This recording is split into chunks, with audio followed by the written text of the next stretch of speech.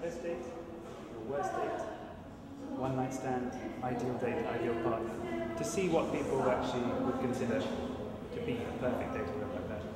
And I thought that by collecting all this information, I might be able to find out what is perfect and what is a great date. So here's an example of one of the stories I got. This is the story of a girl who's 20 years old.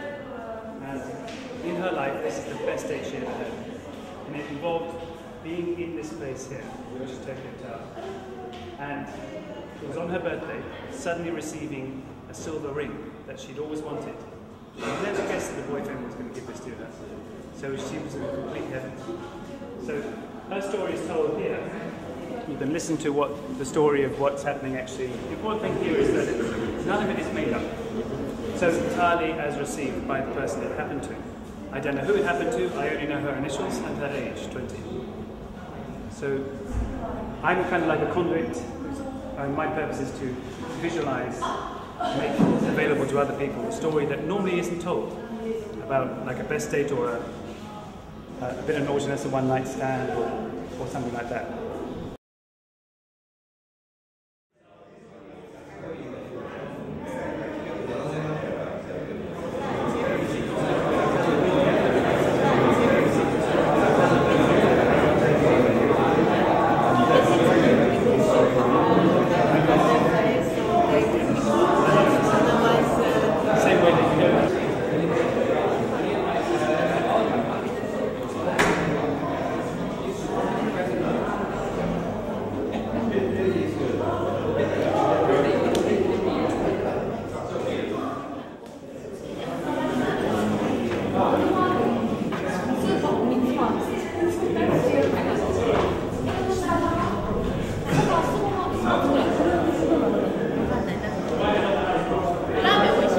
Hello.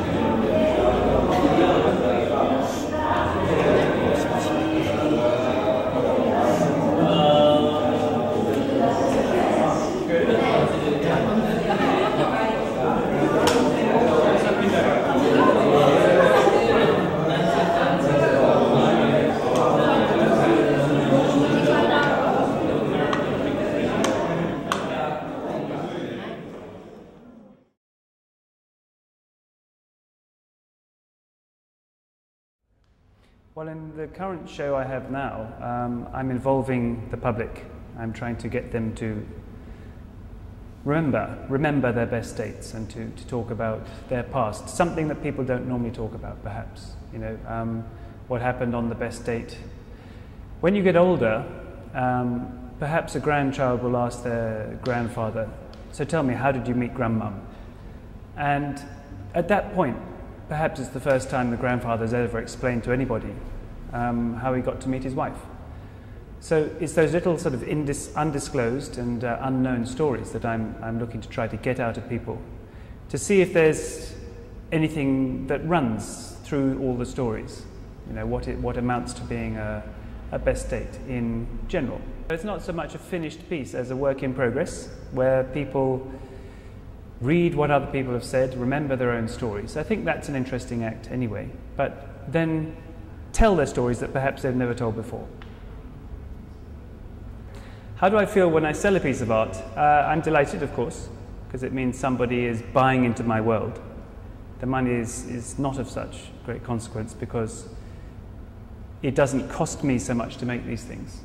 But I'm very happy that somebody else has understood how serious I am about it. It's difficult to part with something you've made because it's, in a way, it's your own child. But nonetheless, if it's a way out of my hands, it makes way for something else. And if you get stuck with all your own work all the time, you tend to rest and maybe you don't develop anymore. So people buy something, people take something from me, great. I'm fresh to start again.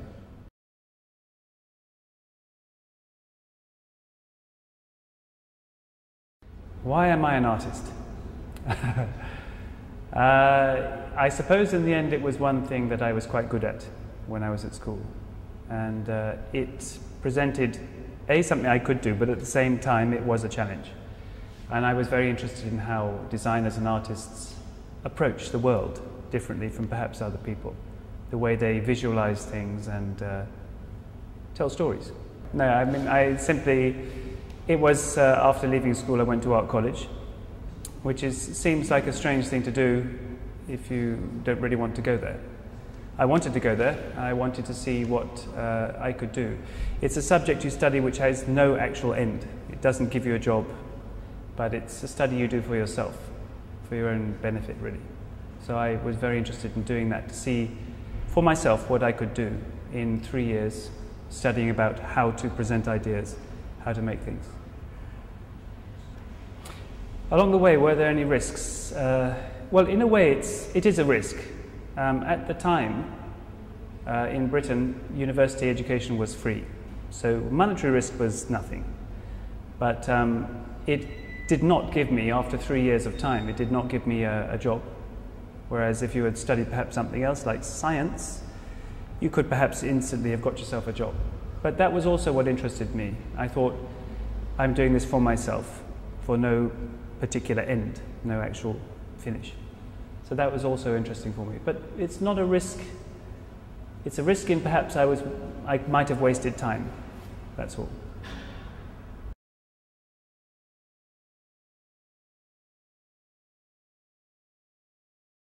I see art as just a means of contacting with people, a means of making them think about the society they're in.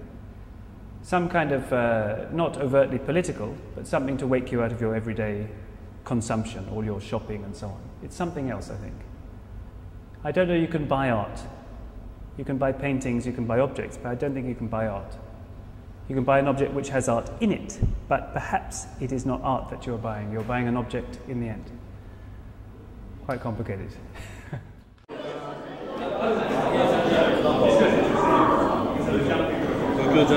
프로젝트 락도 괜찮아.